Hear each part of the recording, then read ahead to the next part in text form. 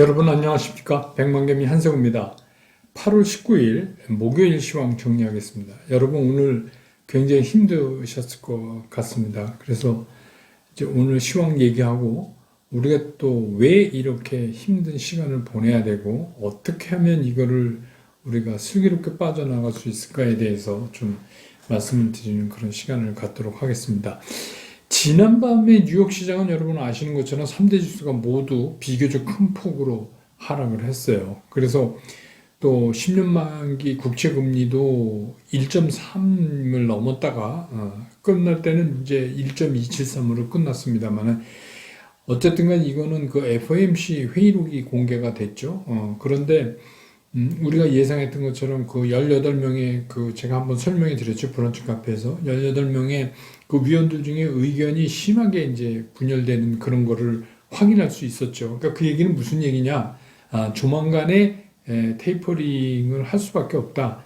이제 그런 신호로 받아들여서 오늘 그 어제 저녁 그 밤에 그 미국 시장에서부터는 이 테이퍼링에 관한 그런 이제 반응을 시장이 보이기 시작했다 이렇게 볼 수 있습니다. 뭐 우리 시장은 뭐 그것뿐만이 아니라 여러 가지가 이제 한꺼번에 겹쳐서 있기 때문에 말할 것도 없죠. 그래서 어제 이제 우리 시장이 겨우겨우 어떻게 해갖고 빈사 상태를 좀 막았는데 오늘은 뭐 그런 미국 시장의 영향까지 겹쳐지면서 드디어 이제 우리 시장이 흔히 하는 표현으로 말하면 몸져 눕고 말았습니다. 지금은 이제 병상에 누운 게 맞아요. 근데 실제로 이제 외국인들이 오늘 코스피에서 3,260억 정도 순매도를 했지만 그 하루 매도 규모를 본다면 그렇게 사실 큰 거는 아니었죠. 그런데 그동안에 이제 이 외국인 매도가 계속해서 누적돼 온 거가 이제 오늘 드디어 이제 시장의 그 균형점을 깨버리는 이제 그런 모습을 보이면서 시장을 무너뜨렸습니다. 코스피 시장에서 어제 하루 그 반짝 매수에 나섰던 기관 투자가들은 어제 제가 말씀드렸죠. 기관 투자가들이 계속해서 매수에 나설 수가 없다. 지금 상황이. 그런데 뭐 예측한 대로 오늘 또 기관들이 4천억이 넘게 순매도를 하면서 더더욱 이제 그 주가 하락을 부채질했죠.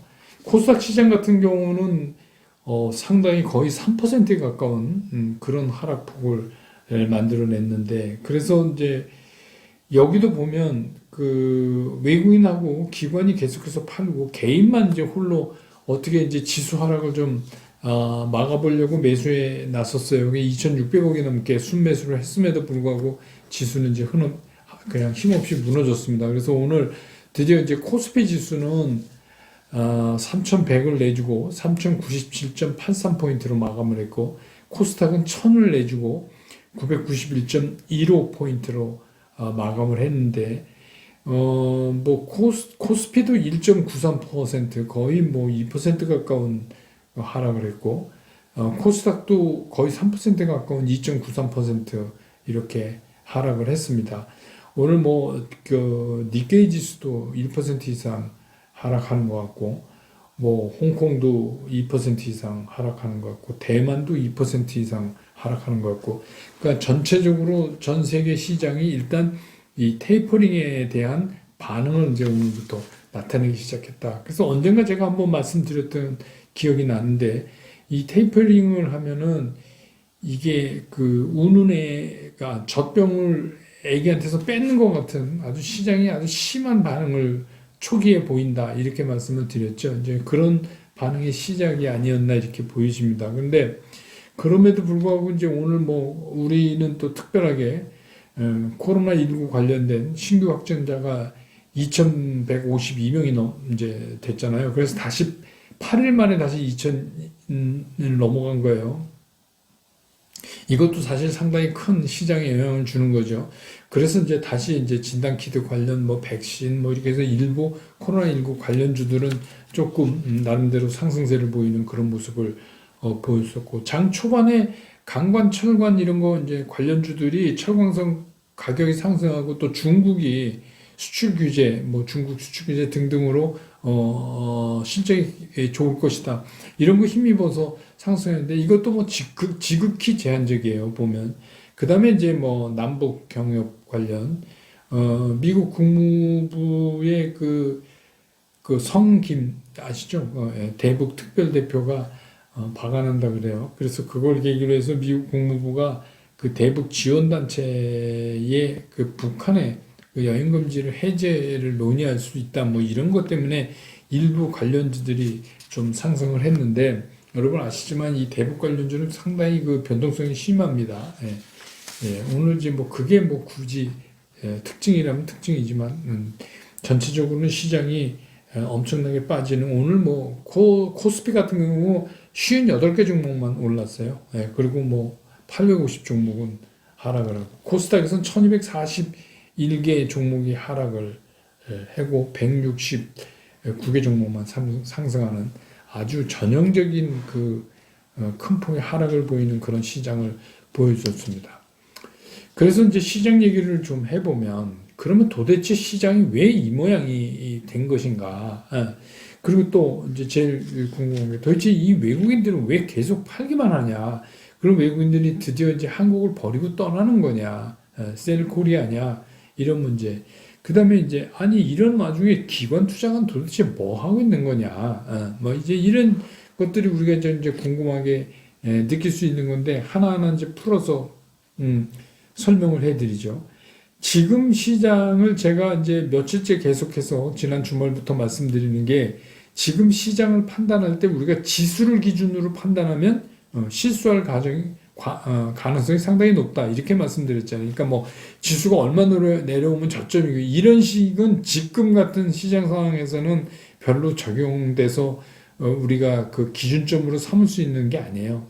그러니까 이런 시장에서 이런 상황적 논리를 가지고 시장이 움직이고 있을 때는 지수로 어떤 그 기준점을 택하면 굉장히 실수할 가능성이 큽니다. 그게 이제 무슨 얘기냐면 첫 번째 지금 이제 환율의 문제예요. 근데 이제 오늘 환율 어떻게 됐어요? 1176원, 1176원 20전. 오늘 환율이 그게 8원 20전이 오른 거예요. 그 얘기 무슨 얘기예요? 오늘 원화가 다시 8원 20전 약해졌어요. 그러니까 어저께 잠깐 방향을 이렇게 틀었으니까 어제 이제 우리가 시장이 조금 이제 반등했잖아요. 그 틀었다가 오늘 다시 이제 원래대로 돌아갔어요. 그래서 이거 뭐 질문하신 분도 계신데 그 브런치 카페를 여러분 보시면 그 환율과 주가에 대해서 제가 이미 말씀드려 놓은 게 있으니까 거기 자세히 나와 있으니까 그걸 한번 보시고 오늘은 이제 뭐 이 지금 시장에 영향을 미치는 환율에 대해서만 좀 말씀을 드릴게요. 이게 지난 연말에 원달러 환율이 1088원이었어요. 연말에. 근데 이제 오늘 1176원이에요. 거의 100원이 오른 겁니다. 그러니까 이게 굉장히 문제가 있어요. 이게 컨트롤이 안 되는 게. 그런데다가 이제 미국에서 테이퍼링 얘기가 나오니까 더더욱 이제 강한 달러가 이제 이루어지고, 그렇게 되니까. 근데 뭐 이런 게 이런 시장이 이런 테이퍼링이나 이런 게 아니고 어떤 이제 전체적인 추세적으로 환율이 움직일 때는 우리가 대체적으로 이렇게 얘기하죠. 환율이 오르면 우리가 이제 수입도 많이 하니까 수입 물가가 상승하죠. 그건 나쁜 거지만 아주 단기적으로는 또, 수출에는 단기적으로는 좀 좋은 영향도 있죠. 왜냐하면 같은 1달러를 팔더라도 원화로 환산하면 더 들어오니까. 근데 이제 그 주식 시장으로 보면 이 환율이 오르는 게 별로 좋은 게 아니에요. 이런 방향으로 가면. 다만 이런 건 있어요. 환율이라는 게 우리한테 이런 걱정과 기대를 동시에 주고 있는 거예요. 그건 무슨 얘기냐? 많은 그 외환 전문가들이 얘기한 것처럼 이번에 마지노 라인을 1달러당 1200원 선으로 본다 하면 그쪽에 근접하면 어떻게 돼요? 오히려 이제는 원달러 환율이 다시 말해서 원화가 강해질 일만 남았으니까 외국인들로 하여금 한국 주식을 살 수 있는 어떤 모멘텀을 줄 수는 있다. 그래서 이제 걱정과 기대가 동시에 있다. 근데 지금은 지금 말씀드렸지만 1176원이라는 거는 되게 어정쩡한 그 위치예요. 되게 어정쩡한 위치잖아요. 그렇죠. 네, 그러니까 지금은 뭘 어떻게 이 환율을 가지고 얘기하는 것보다는 환율이 방향이 1200원 쪽으로 가고 있다는 게 굉장히 주식시장에는 나쁜 시그널이죠. 그래서 제가 말씀드렸잖아요. 그럼 우리는 이걸 어떻게 해야 되나? 우리가 뭐 독단적으로 어떻게 하고 말고 할 그런 상황은 못 되죠. 다만 이제 한 가지 아주 뭐 단기적 처방이지만 우리나라 금리, 국내 금리가 좀 올랐을 경우에 그거를 충격을 좀 완화시킬 수 있는 그런 방법이긴 하죠. 근데 이제 그건 이제 다른 사이드 이펙트가 또 이렇게 생기기 때문에 그건 또 이제 다른 측면에서 생각해 봐야 되지만 현재로서는 그거 말고는 뭐 뚜렷하게 생각나는 게 없는 그런 단계고 그다음에 이제 두 번째는 이번에 이제 반도체를 내리눌렀던 기본적인 이제 그 반도체 피크아웃 얘기. 근데 그거는 이제 오늘 같은 경우는 반도체 피크아웃 때문에 그런 게 아니라 그거는 이제 어느 정도 시장에서 다 반영됐다고 보는 게 맞아요. 근데 이제 지금은 테이퍼링이에요. 지금은 테이퍼링이 일단 그 제가 늘 말씀드리지만 테이퍼링이 일어나면 어떤 게 벌어질까? 테이퍼링이 일어나면 정말 주시장이 막 빠질까? 그 제가 아니라고 한번 말씀드린 적이 있었잖아요. 과거에도 그랬다. 그러니까 테이퍼링은 우리한테 테이퍼링 한다 하고 공포를 줄 때 무서운 거지. 정작 시작하면 첫 번째는 일단 시장이 신경질적 반응을 보인다. 발작이라고 그러죠. 테이퍼링에 따른 발작. 그런 걸 보인다고 제가 말씀드렸잖아요. 그래서 마치 그게 애기한테서 젖병을 뺏어가는 것 같은 그런 아주 그 심한 발작을 하는데 그게 굉장히 짧다는 거예요. 그런데 이제 오늘도 일종의 그런 거지만 지금은 테이퍼링이 일어난 건 아닙니다. 그냥 얘기만 갖고도 지금 이렇게 한번 발작이 일어난 거니까 어저께도 제가 계속 얘기했지만 이번에 형성된 게 이번 그 조정의 저점이라고 확신할 수 없다. 제가 이제 계속 그렇게 말씀을 드리잖아요. 그러니까 뭐 저도 뭐 좋은 얘기 많이 드리고 싶은데 억지로 좋은 얘기 할 수는 없는 거니까 상황이 그렇다는 거죠. 근데 이제 한 가지 우리가 여기서도 또 힌트를 얻을 수 있는 게 있어요. 그건 뭐냐면 정작 테이퍼링이 이번 잭슨홀 미팅에서 저는 개인적으로 잭슨홀 미팅에서 그냥 나와줬으면 좋겠어요. 스케줄 같은 게. 그래서 자산 매입 규모를 뭐 언제부터 어떻게 하겠다 아예 나와버리면 그게 또 이제 뭐 9월 FOMC로 미뤄지지 말고 그게 시장에 전 더 좋다 이렇게 보는 거죠. 왜 그러냐면 그거는 굉장히 큰 불확실성이 소멸되는 거예요. 그렇기 때문에 불확실성 소멸 때문에 시장이 한번 발작은 하겠지만 그 다음부터는 빠르게 안정화가 된다. 그래서 과거의 경우에도 그랬을 때 빠르게 안정이 되면서 오히려 주식 시장이 그 테이퍼링에 대해서 굉장히 이제 반응을 하고 적응을 하려고 노력하기 때문에 오히려 주가가 오르는 그런 경우가 상당히 많았다. 과거에도. 근데 이제 거기에는 주로 대형주들이 움직이죠. 그러니까 오늘 이제 그 코스닥이 많이 이렇게 빠지는 그것도 이유가 있어요. 그러면 이제 당분간 제가 말씀드렸지만 중소형주는 제가 그랬잖아요. 중소형주는 더위와 함께 끝난다. 이렇게 말씀드렸잖아요. 그러니까 이게 이제 중소형주가 좀 고생을 할 거예요. 왜냐하면 그런 이제 테이퍼링이 공식화되고 한번 충격 후에 시장이 정상화되는 과정에서도 오히려 대형주가 빨라요. 그거는 뭐 당연히 그렇습니다. 그러니까 이제 그러다가 이제 중소형주로 가면서 이제 연말하고 잘못 묶이면 우리 이제 10억 대주주 그거랑 물려서 굉장히 곤혹스러울 가능성도 있으니까 일단 그거는 우리가 이제 앞으로 시장을 보면서 따져 가시자고요. 그 다음에 또 한 가지 문제가 그 코로나19 델타 변이가 확산되는 거예요. 그런데 어떤 분이 뭐 댓글도 달아줬는데 저보고 표현을 신중히 하라. 마치 제 얘기를 들으면 완전 접종 2번 맞으면 뭐 이제 추가로 더 맞기도 부스터샷도 있지만 그렇게 하면 우리 치사율이 떨어지기 때문에 뭐 안전한 것처럼 그렇게 들릴 수도 있으니까 신중을 기하라 이랬는데 저는 그냥 의학 전문가도 아니고 주식 시장 얘기를 하는 겁니다. 그러니까 그렇게 이해하세요. 제가 뭐 그런 의학 지식은 전혀 없습니다. 뭐 그렇게 해서 2번 맞으면 안 죽는다 그런 거 모릅니다. 그냥 지금 이제 시장에서 어떻게 이거를 평가하고 있느냐 뭐 이런 거죠. 그러니까 이게 무슨 얘기냐면 완전 접종이 뭐예요? 2번이잖아요. 그거 이제 겨우 우리 20% 넘어갔잖아요. 그러니까 최근에 이제 정부도 하도 얘기가 많으니까 1차 접종이 전체 국민의 뭐 몇 프로다 이런 얘기는 안 하더군요. 이건 쓸데없는 통계예요. 이건 낼 필요도 없어요. 그러니까 2차까지 완전 접종을 한 게 몇 프로냐. 근데 이제 20% 넘었어요. 그러니까 이게 이제 또, 특별히 우리나라 시장을 더 억제는 거예요. 이게 이제 굉장히 앞으로 이제 백신 문제가 해결되면서 굉장히 빠른 속도로 올라가기 시작하면 이제 우리 시장이 이런 충격에도 다른 데보다 덜 빠지죠. 그거는 뭐 분명해요. 그래서 오늘 뭐 아시아권 시장이나 주변 시장 중에서도 우리가 이제 되게 힘들죠. 우리 시장이 좀 많이 빠졌죠. 그거는 뭐 그렇게 보는 수밖에 없다. 그러니까 지금 우리가 이런 세 가지 있잖아요. 환율, 테이퍼링에 대한 거, 그다음에 이제 코로나19 접종률 저하, 뭐 이런 것들에 이제 삼각파도를 맞고 있는 거예요. 우리 시장이. 그러니까 이제 외국인들이 팔게 되는 거죠. 그렇죠. 외국인들은 그러니까 뭐 외국인들이 뭐 우리나라 들어와서 그러니까 우리 자꾸 뭐 요새 아프가니스탄 사건 나오니까 무슨 외국인들이 우리 자꾸 미국 생각하네.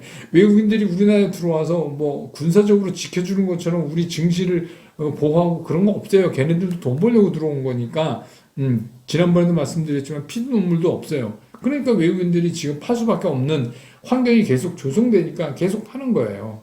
그러니까 뭐 이런 거죠. 뭐 셀코리아, 한국을 떠나서 뭐 빠이빠이 하는 바이코리아, 이렇게 복잡하게 얘기할 필요 없고, 그냥, 지금 팔아야 되겠다. 이런 생각이, 지금 이런, 앞에서 말씀드린 삼각파도, 상황에서 팔 수밖에 없잖아요. 그러니까 올해 들어서 외국인들이 오늘까지 보니까 29조를 팔았어요. 29조 조금 넘네요. 29조를 팔았어요. 올 들어서. 그렇게 되면 2008년도에 외국인들이 우리나라에서 한 해 동안 33조 판 적이 있어요. 그러니까 지금 오늘까지 29조를 팔았으니까 거의 그때 기록을 깰 수도 있든지 뭐 그때 근처든지. 그러니까 우리가 지금까지 기준점으로 잡아야 될 게 뭐예요? 걔네들이 제일 많이 팔았을 때는 생각해 볼 수밖에 없잖아요. 그죠? 그거 기준으로 하면은, 뭐, 지금 한 5조 정도 더 팔 수 있는 거, 이렇게 이제 우리가 추론해 볼 수밖에 없는 거죠. 지금은.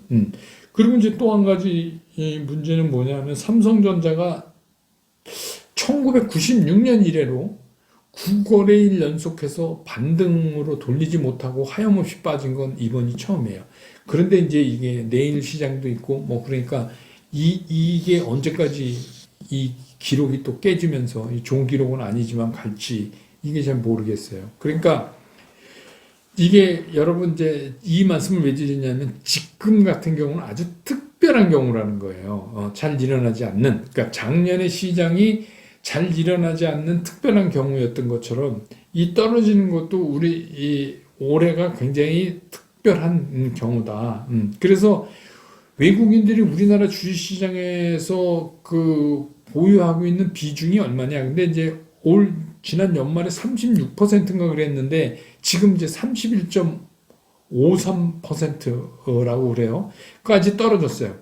많이 팔았죠. 그러니까 많이 팔았는데 근데 이제 역대 최저가 31% 근처니까 이제 거의 다 왔지 않느냐. 이래서 이제 우리가 좀 위로감을 찾을 수도 있어요. 그렇지만 그거는 이제 상황적인 게 어떻게 변하냐에 따라서 변수가 많기 때문에 그런 거, 외국인 보유 비율이 31%가 바닥이니까 그거 되면 이제 외국인 다시 돌려서 사게 된다. 이렇게 쉽게 심플하게 생각할 수는 없어요. 다만 이제 우리가 그걸 기억해서 참고로 할 수는 있지만 말씀드렸던 대로 그렇게 되면서 이 상황들이 바뀌어야 그게 된다 이거죠. 그 다음에 이제 우리가 또 하나 궁금한 게 기관들은 뭐 하냐 이제 이런 거죠. 근데 이제 뭐 연기금 같은 경우는 지난번에 가만히 있는데도 주가가 올라서 국내 주식 비율이 자꾸 넘어가니까 그거 판다 그러는데 요즘 같으면 가만히 있어도 빠지니까 다시 좀 여유가 있지 않을까 하는 생각도 들어요. 그리고 뭐 금융투자 같은 경우는 솔직히 돈이 별로 없어요. 그러니까 지속해서 계속 살 수 있는 돈들이 처음부터 없어요. 그러니까 제가 어제도 말씀드렸잖아요. 아마 우리나라 기관이 3일을 연속해서 살 수가 없을 겁니다. 그래서 이게 그렇다고 뭐 기관 투자가한테 야 니네가 이런 때 안 살리고 이거를 또 뭐 강요할 수도 없잖아요. 시장에서는 그렇게 강요할 수 없죠. 왜냐하면 기관도 돈을 벌어야 되니까. 하여튼 그런 문제가 있어요. 그러면 이제 쭉 제가 이제 상황 설명을 해드렸으니까 그러면 이제 답이 나왔어요. 이 상황 설명에서. 그럼 어떻게 해요? 이 지금 우리가 힘든 시장이 이게 바뀌려면 제가 지금까지 말씀드렸던 그 상황이 바뀌어야 되는 거예요. 무슨 말씀인지 아셨죠? 그러니까 무조건 지수가 얼마 같다. 뭐 오늘 이제 또 3,100 깨졌으니까 또 얘기해. 뭐 3,050이 뭐 바닥선이고 이런 거를 자꾸 하시면 안 돼요. 지금은 그게 의미가 없다는 거예요. 얼마가 가는 게 중요한 게 아니에요. 그리고 여러분 결국은 우리가 갖고 있다가 이걸 참아내면 내가 갖고 있던 주식을 이제 수익을 내고 파는 건데 그게 뭐 어디까지 갔다 오는 게 뭔 의미가 있습니까? 그 의미가 없어요. 뭐 그렇다고 그래서 바닥 쳤다고 그래서 뭐 무슨 의미가 있어요? 그러니까 지금은 뭐냐? 지금은 온통 신경을 어디다 써야 되냐면 지금 말씀드리고 설명드렸던 이 상황의 논리가 어떻게 바뀌는가를 매일 체크를 하는 수밖에 없는 거예요. 첫째, 환율이 바닥 쳐야 돼요. 환율이. 바닥을 친다는 얘기는 무슨 얘기예요? 원화 가치가 바닥을 쳐야 된다. 환율로 말하면 상투를 쳐야 된다. 이번 흐름에 딱 돼서 그게 꺾이는 게 보이면, 그러면 이제 이게 시장에 유리한 거다.